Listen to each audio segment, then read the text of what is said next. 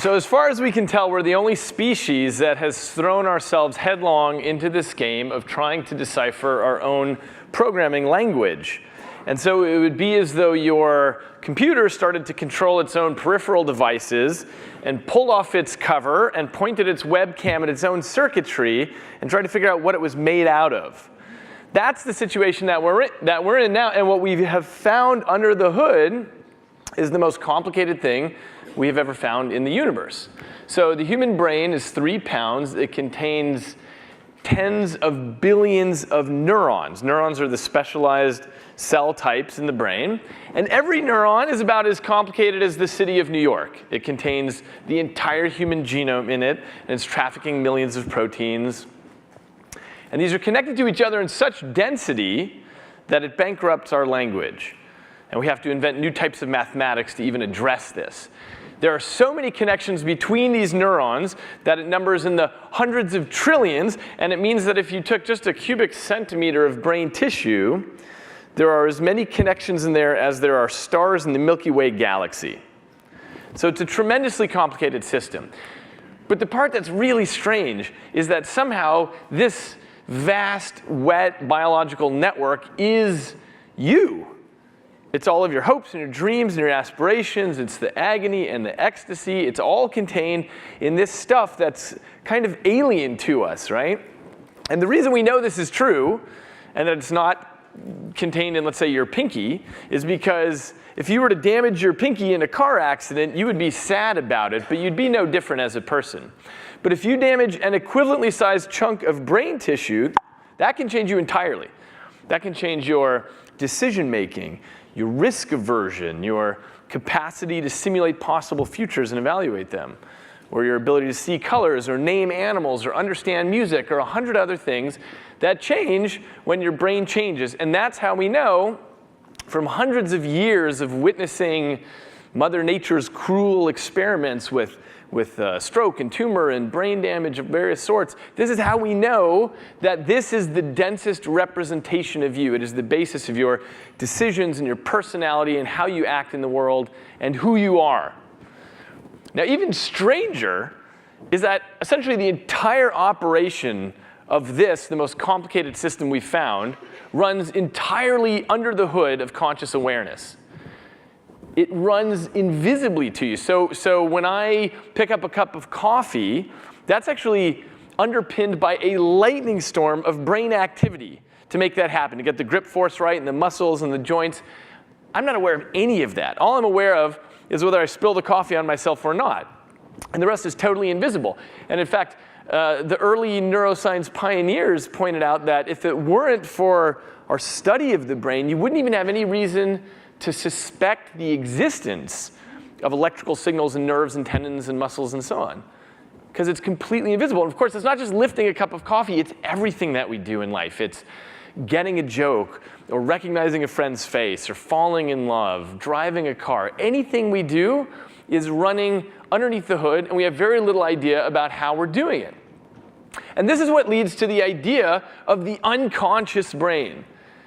And it turns out that the conscious mind, the part of you that flickers to life when you wake up in the morning, that's the smallest bit of what's happening in your brain. That's the broom closet in the mansion of the brain. So think about when you have an idea and you say, oh, I just thought of something. It wasn't actually you that thought of it, right? I mean, your brain's been working on that behind the scenes for hours or days, consolidating information, evaluating things, trying things out. At some point, it's ready, it serves it up to your conscious brain, and you say, oh, I'm a genius. But it wasn't really you, right? So it turns out that the conscious mind is like a stowaway on a transatlantic steamship that's taking credit for the whole journey without acknowledging the massive engineering that's underfoot. As Carl Jung put it, in each of us there is another whom we do not know. And as Pink Floyd said, there's someone in my head, but it's not me. So let me give you an example of this. There was a study some years ago where men were asked to rate the attractiveness of women's faces in photographs. So they would look at the photos, and from 1 to 10, they would rate how attractive they thought they were. What the men didn't know is that in half of the photographs, the women's eyes had been dilated with some eye drops. And It turns out that the men uniformly ranked the pictures with the dilated eyes as more attractive. But the important part is that none of the men said, oh yeah, I noticed that her pupil was a millimeter larger over here. None of them noticed that consciously. And presumably, none of the men knew that dilated eyes is a biological sign of sexual readiness in women. But their brains knew it. Whoop! And here they were, running the right sorts of decisions, running these deep evolutionary programs that steered their behavior in the right way without them having any conscious access to what was going on there. And it turns out the unconscious mind has tremendous influence on all of the decisions we make in life. As an example, if your name is Dennis or Denise, you are statistically more likely to become a dentist. Now you can prove this to yourself. You can prove this by going through the professional dental registries in any state and showing that there's an overrepresentation. This is because of what psychologists call implicit egotism. We like things that remind us of ourselves. It turns out you even like people better who share your birthday, even though that's totally arbitrary. Anyway, you'd agree that this is a terrible reason to choose a life profession, right? But there it is. And if you asked any of these Dennises or Denises why they chose dentistry, they would have some sort of conscious narrative about how it's a good profession and they like teeth and so on. But what their narrative would be missing would be these unconscious influences. And it's not just things like life professions. It's even who you choose as your life mate. You can prove to yourself by going through the marriage registries in any county that you are statistically more likely to marry someone whose first name begins with the same first letter as your first name. So Joe and Jenny, Alex and Amy, Donnie and Daisy. It's a small statistical effect, but totally verifiable. And it's a terrible reason to choose a life mate, right? And if you ask them their conscious narrative about how they chose this person, it probably would not be included. But there it is. It turns out there are influences on all sorts of very important things we do in life. And these can be pulled out in the laboratory very easily. For example, if you're holding a mug of hot coffee, you will describe your relationship with your mother as closer than if you're holding an iced coffee. Strange but true, and it turns out there are these unconscious signals all the time that change how we perceive our relationship with the world. So there's this enormous gap between what our mind has access to and what the brain is actually doing under the hood. And to circle back around to the main point, the issue is that when we look at the wetware under the hood, it's completely alien to us. It's made up of this strange alien landscape of neurons and synapses and chemicals of all sorts. And yet somehow that strange material maps onto the decisions that we make and our behavior and our personality, what we take to be reality. That's the situation that we find ourselves in. And so this simple fact, this equivalence between this alien stuff that we don't have access to and the way we behave in the world leads us right into the heart of some very deep ethical questions, which I want to address here. So let me give you a few examples of this, and we'll go right into the landscape here. So many of you are probably familiar with the story of Phineas Gage. For those of you who aren't, he was a young railroad worker in the 1880s. And there was an explosion that blew an iron rod through his head, and the rod clattered to the ground 50 yards away. And the reason it became a famous medical case is, first of all, because he didn't die, which was unusual. He didn't even lose consciousness. But it's because his personality changed entirely. That's why it became a famous case.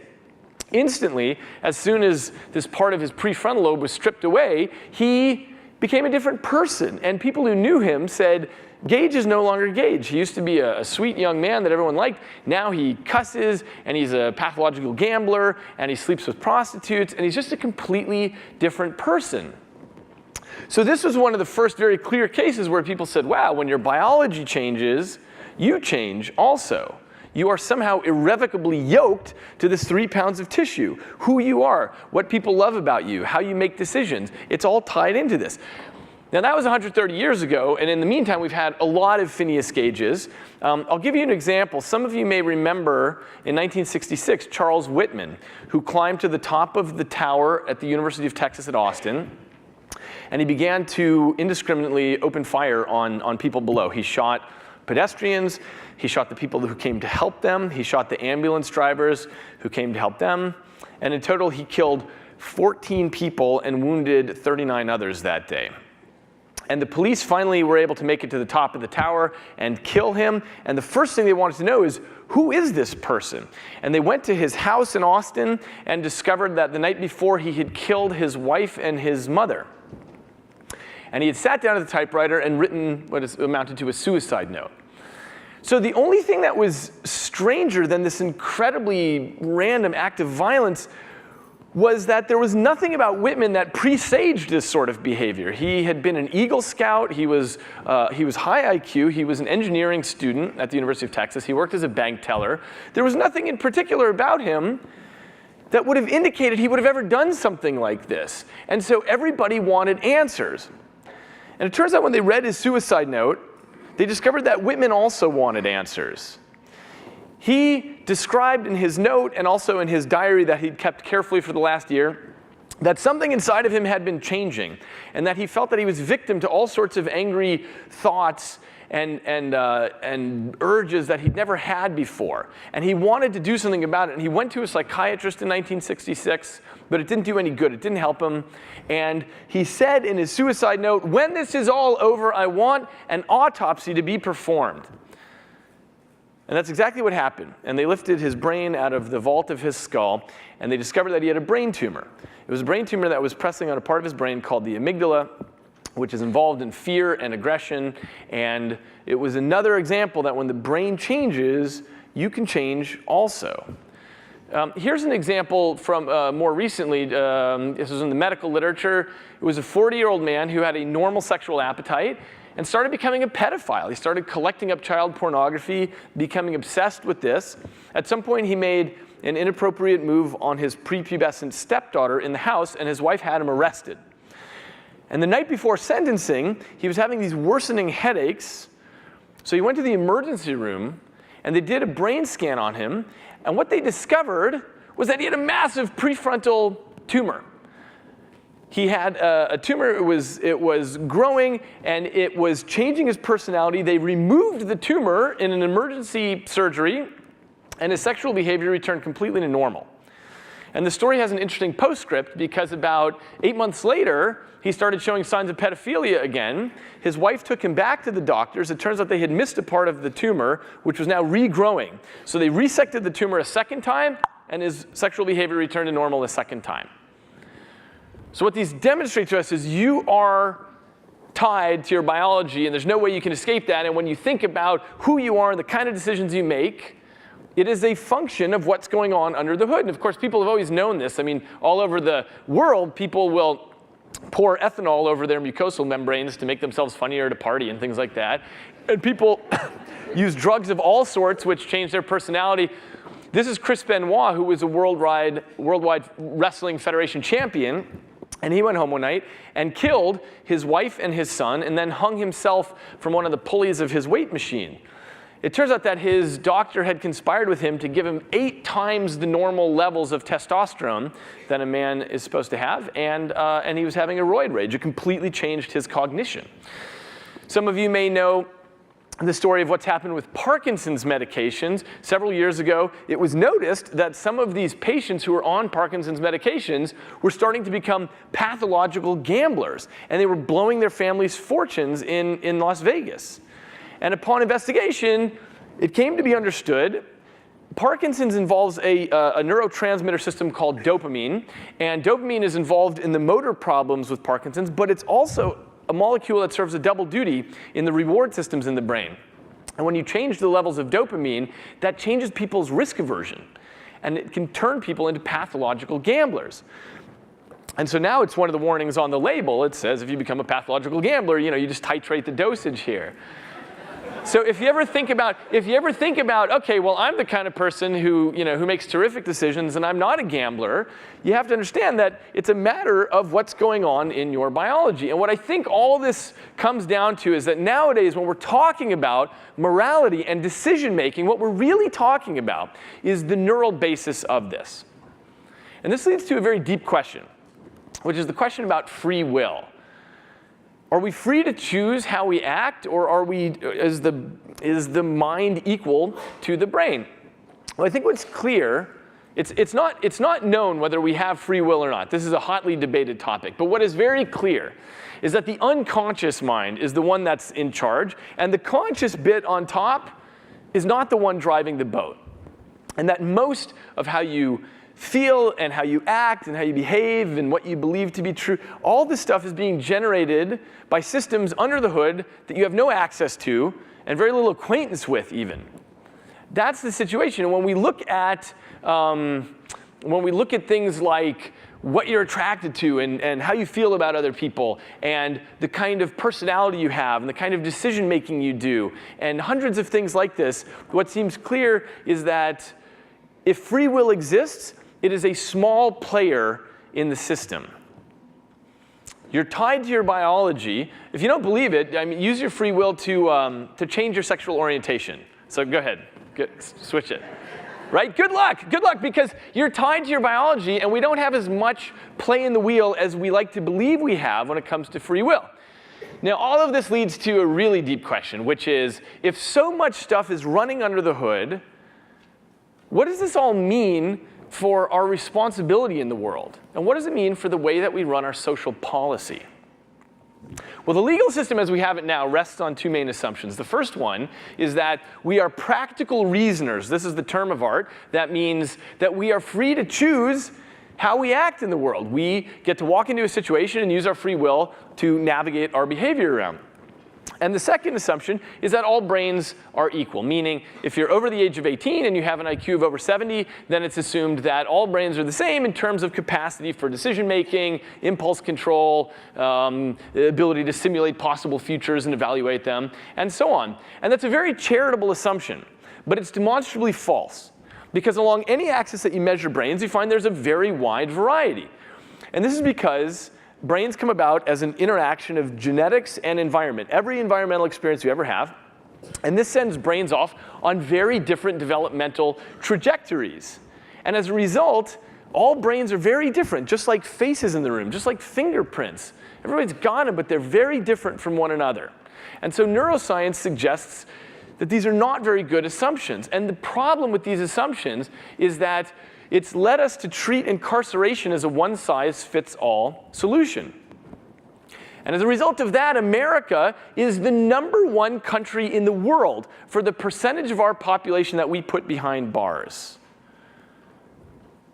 This is concerning because prison is provably criminogenic, which means it causes more crime. You put people in jail, you break their employment opportunities, you break their social circles, they have high chances of coming back around. And the estimates now are that 30% of our prison population has mental illness, which means that our prison system has become our de facto mental health care system. This isn't the right place for us to be putting our mentally ill. And this kind of system of putting everybody in jail, it's not cost effective, and it has very low utility for solving anything. Now, it turns out one thing I need to make very clear is that as we get deeper biological insight into the differences between people and why they behave differently, this does not exculpate anybody. What this gives us instead is the capacity to do rational sentencing, to do customized rehabilitation, and to do realistic incentive structuring. Instead of imagining that everyone responds the same to the same sort of deterrence, in fact, people's brains are different, and people respond in very different ways. And the thing is, we all talk about and agree on things like tailored education, so why not have tailored social policy? It turns out it's so much more cost effective to front load at the beginning an understanding of why very different people may have committed the same crime and how to navigate intelligently through the system into the future from there. There's a real need for understanding this. This is from Whitman's suicide note. He said, if my life insurance policy is valid, please pay off my debts. Donate the rest anonymously to a mental health foundation. Maybe research can prevent further tragedies of this type. It's very haunting, I think. And this is what led me to start, some years ago, the Initiative on Neuroscience and Law, which brings together neuroscientists and judges and lawyers and decision makers to understand what's happening at the intersection of neuroscience and the legal system. And I'm just very briefly going to mention the kind of things at the intersection here. For example, drug addiction. We put drug addicts in jail now. We spend $40 billion a year on the war on drugs. And it's totally unwinnable because we're attacking drug supply. And if you press supply down in one place, it's going to pop up somewhere else. If you want to address the drug problem, you have to address drug demand, which is the brain of the addict. And we know so much about the circuitry and pharmacology at this point of drug addiction. My colleagues and I, all over the world, we're doing a lot of work to figure out how to help drug addiction in a way that we don't have to put people in jail for it, but instead we can help them. The insanity defense is something that's at the intersection of these fields. This is always in flux. Lawyers and legislators need a better understanding of the reality of mental illness. Brain death is another point of intersection. Part of the brain can die while part is alive, and then the legal system has to make this decision about when you declare somebody dead. And modern technologies with brain imaging are allowing us to look into the brain and answer that question in a better way. Eyewitness testimony, one of the worst technologies we allow in the courtroom, and yet it has the most sway on jurors. And then the other thing we're studying is the effect on jurors' brains and how jurors make decisions, which is the other half of the equation, and why they're hardwired for attributivism, and when it makes sense to try to override that. So if anyone's interested in more on this, go to newlaw.org. I just want to say one thing in closing here, which is that sometimes when we look at the brain and we realize that it's a little scary that we're not the ones at the center anymore. We're not the ones driving the boat. That feels scary to us. But in fact, I think there's a nice historical analogy here, which is in 1610 when Galileo discovered the moons of Jupiter and discovered we weren't the ones at the center of the orbits. That was decried as a dethronement of man from his position at the center of things.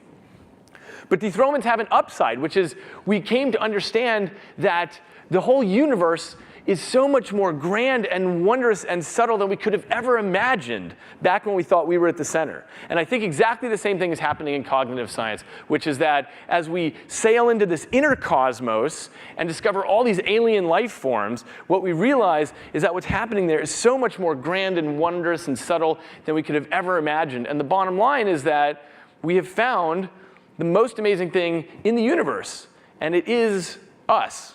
Thank you very much for your attention. Fantastic.